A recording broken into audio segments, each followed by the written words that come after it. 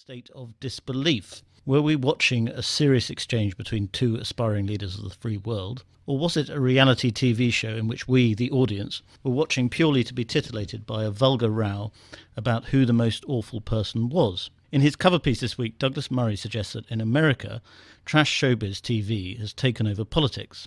I'm here with Douglas Murray, and down the line is Zania Wickett, who is director of the US project at Chatham House. So, Douglas, how has it come to pass that statecraft has become a branch of reality TV, as you put it? Well, obviously the linchpin of this is the Republican nominee for president, Donald Trump, who has come to prominence in recent years very largely because of his role running The Apprentice, starring in The Apprentice TV show, one should say. And this has given an allure of competence and brilliance and indeed toughness to somebody who is now using that in politics. But what I try to explain in my piece is that there's a whole realm beneath that, a most obvious public realm, of politics and political discourse in the US, which I think we have a little bit of here, but in the US has really become a terrible beast. It is the replacement of politics and political debate with applications for primetime showbiz. And for this you blame not just the media, but actually society, ourselves, for finding it so titillating, for finding the sort of Punch and Judy politics. Yeah, we can't wean ourselves off it seems. The debates are so engrossing, they're so base, they're so low, they're so brutal, that we love it, and we hate ourselves for loving it. Zania, do you agree with Douglas's thesis? And if you do agree, do you blame the media, or do you blame us, the people, for being so captivated by grotesque politics? I don't 100% agree with it. I certainly think that this election in the United States is far more about personalities than it is about policies. That it has gone very, very low, and I think we can anticipate in the next few weeks that it's going to get lower.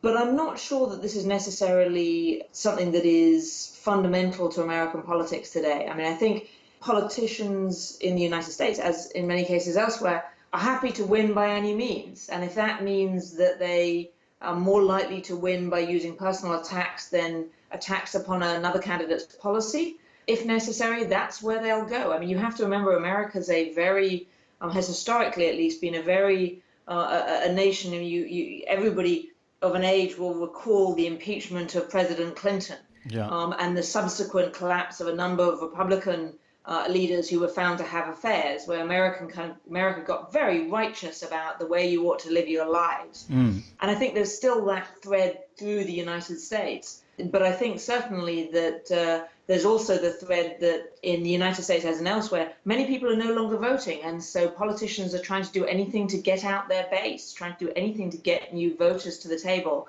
And unfortunately, in many cases, that's meant rhetoric, and ugly rhetoric. Do you think Donald Trump is a sort of particularly horrible aberration after he is presumably defeated, which it looks like he will go back to politics as normal? Or do you think that this is part of a greater decline? I wouldn't say it's an aberration. I would say he's an egregious example of this. Yeah. Where if he can't win on policy, he's going to win on personality. And I think that his background and his experience of reality TV has meant that that's where he feels most naturally inclined. And so that's what's happened. Will America's politics stay down in the gutter? I think it's unlikely. I think that most traditional politicians know that that's not necessarily the way to get votes, and they'll know that even more if Trump loses badly. That is still to be seen, but I think if he does, I think that will have an impact on people watching this election and saying, okay, that doesn't work. Douglas, I think you're saying something a bit stronger, aren't you? Which is that to a certain extent we're getting the politicians we deserve, because this is all we're interested in, is the showbiz, the insults, and the personality politics. Yes, well, I mean, I have to say that Britain, again, is not immune from this. The replacement of news with basically celebrity news. Have you heard what's happened to this person? Sometimes this person is a pop star, sometimes they're a politician, but effectively it's a form of lower and higher gossip amalgamated into a news package. And that's the case in the British tabloids, but also British broadsheets. It's the case, I would argue, quite often, although they try to resist the temptation, even on the BBC. And in America, my own view is that this is just a much, much more hyped up version of this phenomenon is going on. The networks talk about the viewing figures. They need the viewing figures. They need to exacerbate and encourage the viewing figures. Donald Trump, of course, talks about the viewing figures as if that's the same thing as the vote. Yeah. We had great viewing figures last night. And so that's undoubtedly there. But the particular thing I would argue in America, and as I say, the networks are the ones who've been pushing this, is getting even, very serious politicians to come on, and essentially you need the moment. You need them to say something newsworthy. Saying something merely informative is so last century. But if you can get them to say something inflammatory or really condemnatory, then that's what you're after. And I think that has an effect. And you do something, may I say, absolutely mind-blowing for you in this piece, which is praise the BBC for stopping us from this basening of public discourse.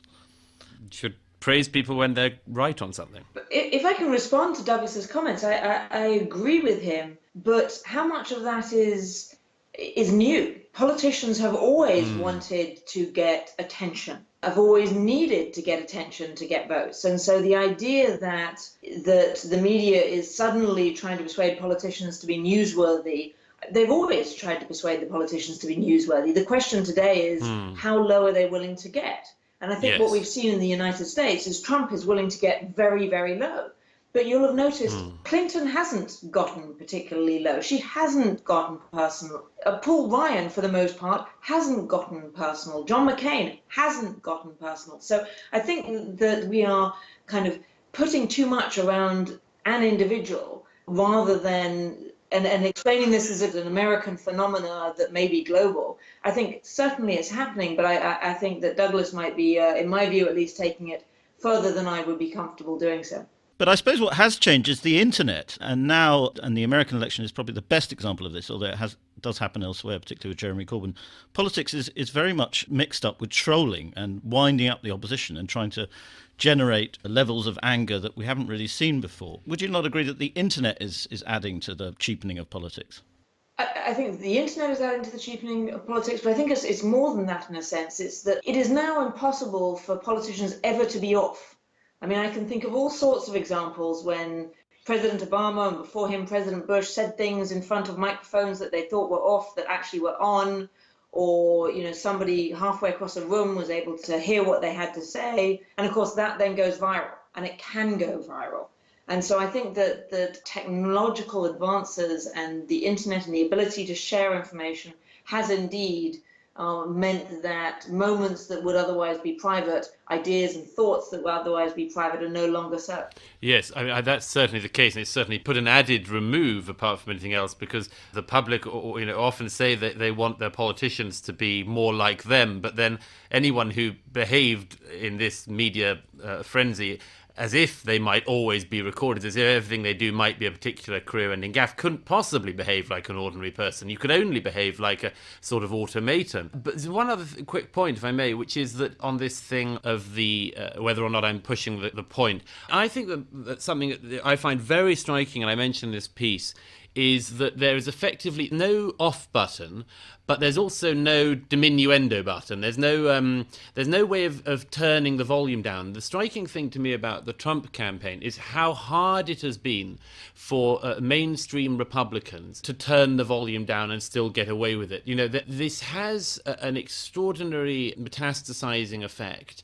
And I think that so much will depend on, if Donald Trump is beaten, the extent to which he's beaten. If he grazes a sort of fairly gracious loss, then this will go on and on. If he's absolutely trounced, then people may well realise that was a terrible way to try to do politics. But otherwise, as I say, you could see politicians in the future thinking, well, this weird illusion of reality and reality TV may be the way to go.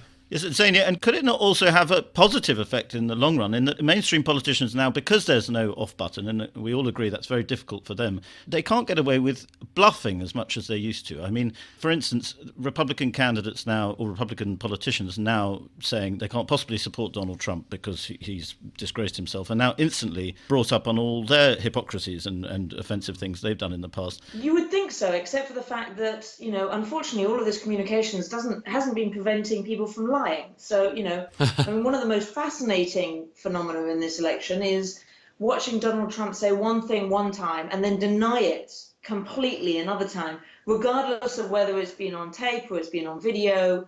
I mean, I think so many people were surprised that he actually apologized for the video, because until then he hasn't really appeared to apologize for anything. So is this what people call post-factual politics?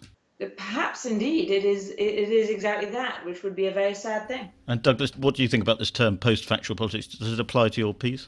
There's something in it. I think that a very careful balance has to be struck on this. And again, no one knows exactly where to draw the line. One of the phenomena of the internet age is that absolutely nothing can ever be forgiven or forgotten. And a personal, a mistake 20 years ago lives with you today as if it were 20 years ago. In life, we all know that people are forgiven. We do forgive people. People move on. And it is a strange thing, this, because I say, on the one hand, politicians need to hold these lines. They need to never deviate. They need to be absolutely consistent. On the other hand, being entirely consistent is to be entirely unhuman. And somewhere in all this, we're going to try to find our way through. But as I say at the end of the piece, if the public know that the politicians don't always know what's best for us, we're also learning that we don't always know what's best for ourselves.